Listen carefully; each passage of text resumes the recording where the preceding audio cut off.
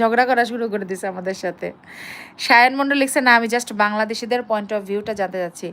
বাংলাদেশিরা কেউ আনএডুকেটেড না, বুঝতে পারছেন? বাংলাদেশের মানুষজন যথেষ্ট পরিমাণ শিক্ষিত।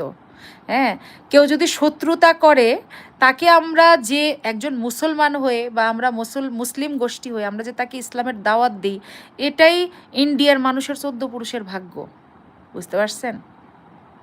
আপনারা যে পরিমাণ অপকর্ম এই দেশের জন্য করেন, মানে যে এই দেশকে দখল করার জন্য যে পরিমাণ অপকর্ম চালান ইন্ডিয়া থেকে, এর কিঞ্চিত পরিমাণ আমরা যদি আপনাদের সাথে করতাম, আপনারা আমাদেরকে এমনিতে তো দুই চোখে দেখতে পারেন না মুসলমানদেরকে, এমনিতে তো মুসলমানদেরকে হিন্দুরা এক ফোঁটা সম্মান দেয় না, শালা বলে সম্বোধন করে, আমরা হচ্ছে ভাই বলে সম্বোধন করি, মানে নন মুসলিম ভাই বলি, আর ওরা বলে হচ্ছে শালা, ঠিক আছে? মাদার ড্যাশ, ফাদার ড্যাশ, এগুলো বলে ওরা সম্বোধন করে, এগুলো আমার নিজের চোখে দেখা। তো যাই হোক, এতটুকুই বলবো যে আপনারা যে পরিমাণ অপকর্ম করেন এবং আমাদের এই দেশকে নষ্ট করার জন্য, মানে মানে ধ্বংস করে দেওয়ার জন্য যে পরিমাণ অপকর্ম করেন বা ষড়যন্ত্র করেন, হ্যাঁ, তারপরে যে আমরা আপনাদেরকে সম্মান দিয়ে কথা বলি, এটাই আপনাদের 14 পুরুষের ভাগ্য, বুঝতে পারছেন?